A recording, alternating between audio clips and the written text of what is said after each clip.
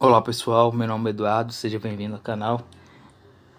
Estamos analisando a Constituição Federal de 1988, agora analisando o artigo 5º, inciso 44. Primeiramente passamos a leitura do artigo e em seguida os comentários. Artigo 5º. Todos são iguais perante a lei, sem distinção de qualquer natureza, garantindo-se aos brasileiros e estrangeiros residentes no país a inviolabilidade do direito à vida, à liberdade, à igualdade, à segurança e à propriedade nos termos seguintes. Inciso 44.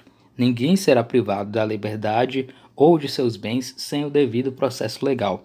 Então temos estabelecido aqui no artigo 5º, inciso 44, o chamado princípio do devido processo legal, né? Ou seja, esse princípio do devido processo legal estipula que todo processo que for feito em relação a um determinado indivíduo, a um determinado cidadão pelo Estado, esse processo tem que ser garantido as conformidades com regras e procedimentos previamente estabelecidos.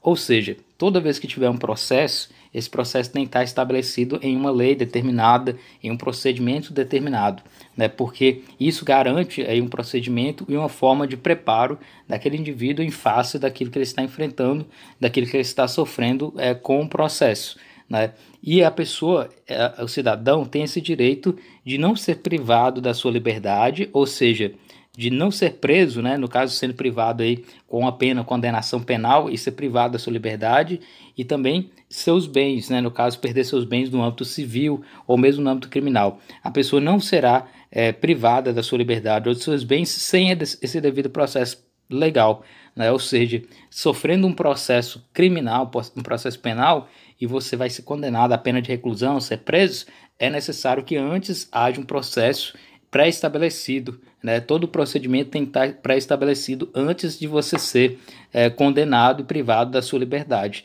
Isso garante com que forças arbitrárias do Estado não mais existam, né? Como antigamente, por exemplo, o Estado ele simplesmente ia em relação a um determinado indivíduo e não estabelecia nenhum tipo de processo, não garantia a ele uma defesa, não garantia um julgamento justo, simplesmente privava aquela pessoa da liberdade sem nenhum julgamento, ou privava seus bens, simplesmente ia lá e recolhia os bens, né? Como era, por exemplo, o recolhimento de tributos, né, na Idade Média ou em épocas anteriores, onde simplesmente o poder vinha até o cidadão e pegava aquilo que achava que fosse necessário para pagar aquele tributo, e sem um devido processo, sem uma garantia àquela pessoa com que ela pudesse se preparar em relação a isso.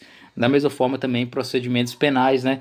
A condenação era feita sem nenhum tipo de julgamento e muitas pessoas que eram consideradas inocentes acabavam sendo condenadas sem um processo justo. Então o devido processo legal visa garantir justamente essa ideia de ter um procedimento legalmente estabelecido, e esse procedimento legalmente estabelecido possibilita aí uma maior justiça, né, dentro do âmbito processual e o âmbito material.